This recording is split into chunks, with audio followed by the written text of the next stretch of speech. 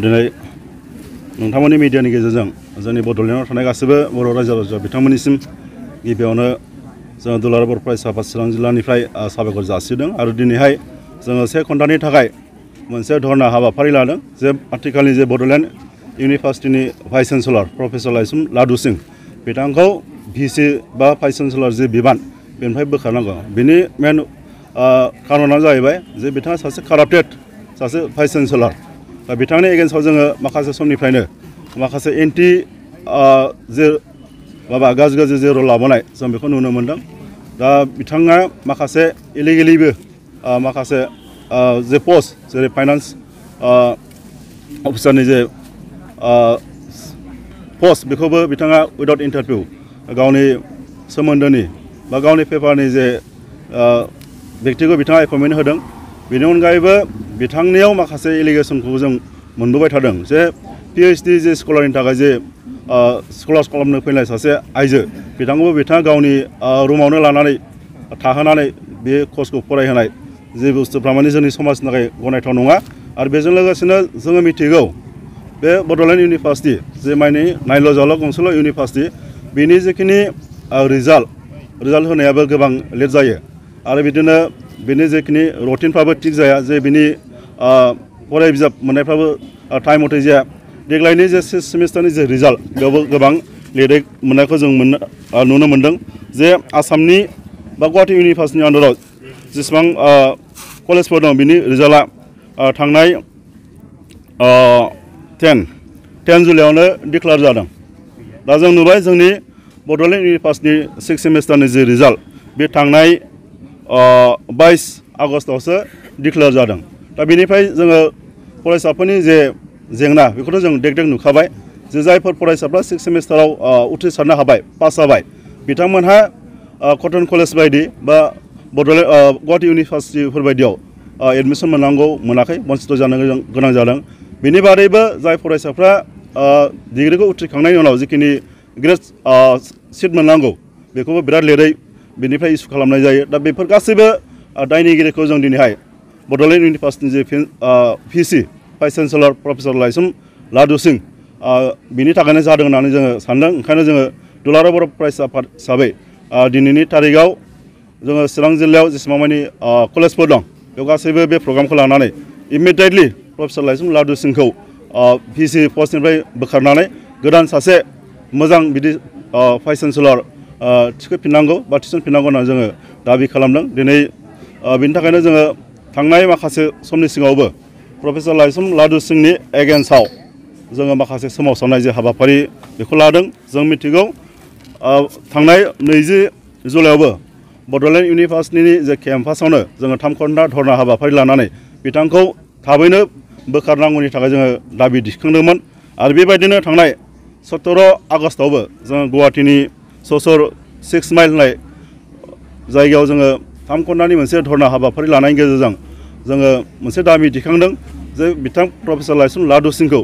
बड'लेण्ड इउनिभार्सिटिनि जे vice chancellor जे post बेनिफ्राय थाबैनो बोखारनांगौ बेखौ जोङो दाबि होदों बिनि थाखायनो जोङो मेम'रेन्डाम होदों जे आसामनि मानगोनां गभर्नर गुलाब चान्द खाटारिया बेजों लोगोसे आसामनि चिफ मिनिस्टार लोगोसे आसामनि इडुकेसन मिनिस्टार बिथांमोना जाहाथे बिनि सायाव थाब एक्सन लायो जों बेखौ दाबि दैखांदों दुलाराय बर' फरायसा आफादनिफ्राय थांनाय बावैसो साननिफ्रायनो धरना हाबाफारिखौ लाबोबाय थादोंमोन नाथाय बिथांखौ भाइस चेन्सेलर बिबाननिफ्राय बोख्लायनाय जायाखै दा बेनि सायाव नोंथाङा मा बुंगोन आरो जुदि बे हाबाफारिखौ बोख्लायनाय हाबाफारिखौ मावफुङाबा नोंथांमोना इयुनाव मा बेबस्था लागोन जोङो मिथिया मा खारननि थाखाय जोंनि डिमान्डआथ' सोलिगासिनो दं जोंनि आन्दलनाबो सोलिगासिनो दं मा खारननि थाखाय बिथांखौ बे भाइस चेन्सेलर बिबाननिफ्राय बोख्लायाखै जोङो मिथिया दिनैसिमबो खिन्थु जोंनि दाबिया बेनो बिथांखौ जेरैखिजाया बे पस्टनिफ्राय इमिडियेट सासपेन्ड खालामनांगौ बा बोखारनांगौ आरो जुदि बिथांखौ बे पस्टनिफ्राय जुदि बोखाङाबा जोङो दुलाराय बर' फरायसा आफाद आरो जोङो एस ए स्टुडेन्ट कमिउनिटि हिसाबै बेनि गेजेराव जोङो सोमावसारनायखौ लांबाय थागोन जोङो नांगौ जाहैबाय फिननाय मानो होनब्ला जोंनि रिजाल्टफ्रा दिनैहाय जोंनि बड'लेण्ड इउनिभार्सिटिनि आन्दारावहाय रिजाल्टफ्रा ओरैबायदि जायो जे जोंनो मोजां रिजाल्ट मोना जायनि दारै जोङो 6 सेमिस्टार थांनाय एबाराव रिजाल्ट मोन्दों बेफोर जोबोद लेट आरो बे रिजाल्टनि थाखाय दिनैहाय गुबुन इउनिभार्सिटिफ्राव एमए एडमिशन बा बेफोरबायदिखौ लानो थाखाय मोनाखै जोङो बेफोरबायदि सिचुवेसनाव जोङो जानानै दङ बेनिखायनो जोङो लादु सिंनि एगेन्स्टै जोङो प्रटेस्ट खालामदों जाहाथे जोंनि फिउचार बड'लेण्ड इउनिभारसिटियाव बेसेबां कलेजफोर दङ आन्डाराव बिसोरो जाहाथे स्टुडेन्टफ्रा मोजाङै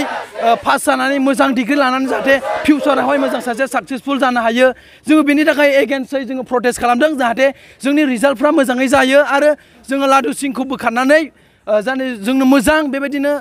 मा होननानै बुङो जोंनोहाय भाइस चेन्सेलारखौ जोङो नांगौ जोंनि बुंनांगौआ एसेनोसै थेंक इउ सरकारखौ जोङो गोख्रैनो जोङो मा होनना बुङोब्ला जोंनो राहाखौ लाजानो लुगैदों जोंनो थाबैनो जोंनो भाइस चेन्सेलर निउ आरो गोदानै एपइन्ट खालामजानो जोङो लुगैदों मानो होनब्ला जोङो बे दानि जे जाबाय थादों बेनि सिटुएसनजों जों थांबाय थायोब्ला जोंनि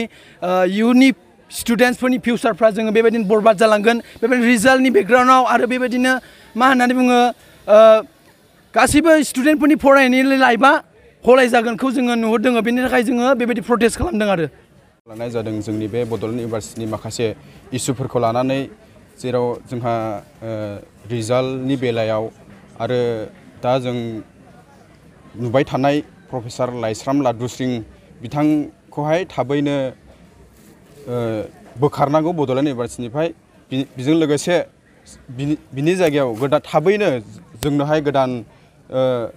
गायसनना होफिननांगौ बेखौ जों बे दाबिखौ लानानै जों दिनै बेंटल कलेज स्टुडेन्ट इउनियननि अर्गानाइज खालामनायाव आरो बेंटल आनसलिकनि अर्गानाइज खालामनायाव दिनै स्टुडेन्टफ्रा गासैबो जमा जानानै बिनि एगेन्स्टैहाय जों धरना खालामदों बेनिखायनो थाबैनो आङो खावलायदों जोंनि बिटिआर सरकारखौ बिनि सायाव थाबैनो एक्सन लानो आरो बेखौ थाबैनो बोखारनो थाखायहाय आरो बिनि गेजेराव थाबैनो जोंनोहाय गोदान गायसनना होफिननो थाखायहाय जोङो स्टुडेन्टफोरनि जानानै खावलायनाय जाबाय जोंनि उननि फिउचारनि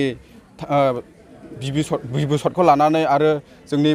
फरायलांबाय थानांगौनि थाखायहाय जों मोजां रिजाल्टनि थाखाय जों बे धरनाखौ लानाय जादों थाबैनो प्रफेसार लाइस्राम लादुस्रिंखौहाय बड'लेण्ड इउनिभारसिटिनिफ्राय बोखारना होनांगौ